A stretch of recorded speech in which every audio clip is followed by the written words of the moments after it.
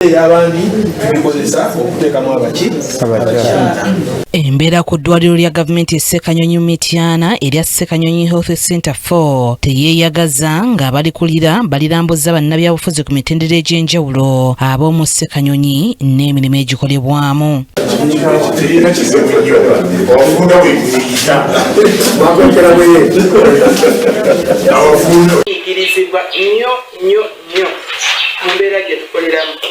Mu kulambula kizuuliddwa nti lirina abasawo batono ddala bw'ogeraageranya n'omuwendo ogw'abalwadde. Ebyuma mu ddwaliro lino bitono nga n'enkola yaabyo nnafu ebitagambika awamu n'ebirala. Teba yeetagayo mu midi tuyina eri agenda ozaala tuyina wano abakola antineeto on a daily basis whereby ekitini ennyo tulaba abalwadde abatasukka kitundu kyamugirabye bwe yenkana obunene ne bwentunula akatebe okatulako ng'okukina dooti ate ng'olina okusoma slides nga 10 n'okusoba n'okatuulako nga dokita bw'agambye, but you have to read those slides obeewo okole n'ebirala byonna okubeera ekirala ne structure infrastructure bannange tulimuyo mulabye mu woodi abalwadde tuba mixinga omukyala eyandibadde abeera eno ku maternity bwe wajjula nga tubatwala wali kati omuzaalisa alina yazaalisa alina okudduka emisinde talabiko yatadde eri ate kola otya mubitegedde. Abasawo abakolera mu ddwaliro lino okubadde Nakayiza Sarah, Nansubuga Jamia, Joseph Miyingo ne Dr. Yawe John akulira abasawo mu ddwaliro lino batubuulidde obulumi mwe bakolera omuli okukola obutawummula, okuvumu abalwadde n'okukolera mu kifo ekifunda n'ebirala. Omulwadde omu asobola nakwabalira tesiti zenkola omwezi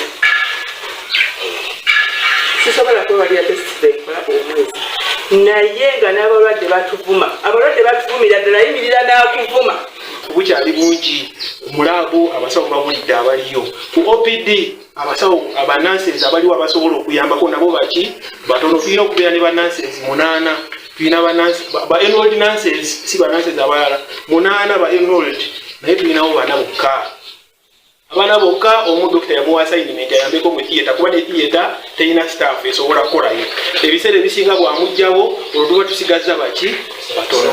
Kale mu mbeera eyo mwe tugezesaako ennyo okulaba nti obuweereza bukola ki butuuka. Waliwo n'omusawo akawaŋŋamudde nga bwe yawonera awatono kabasanyizibwa ne munne eyafuna obulemu ku bwongo olw'okukola obutawummula ekyennyamiza bangi ku bakulembeze. Ali bankwatidde mu Nakasiya because I was escorting a patient in a public vehicle ate nga yali akutte mumanyi tutwala omulwadde tumutuusa Mityana hospital.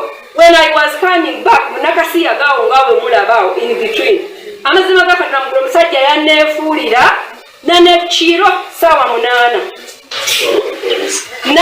twadduka emisinde.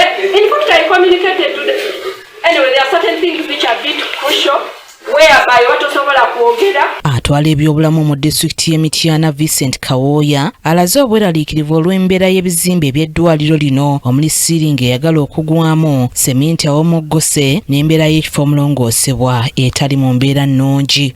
Takkiriza kulongooseza mu theatre siiringi yennyini egenda kugwamu flo yennyini eringa wano naye ng'ekyo omulwadde gw'olongoosezaamu oyagala awone naye ogenda kwongeramu bwoka. Ssentebe wa disitulikiti ya Mityana Joseph Luzige abasawo bano abagumizza.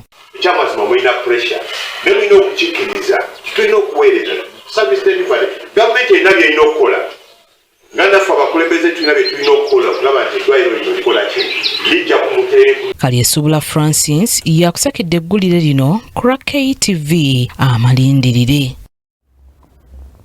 Kigambo mu bigambo n'omulabirizi Dr.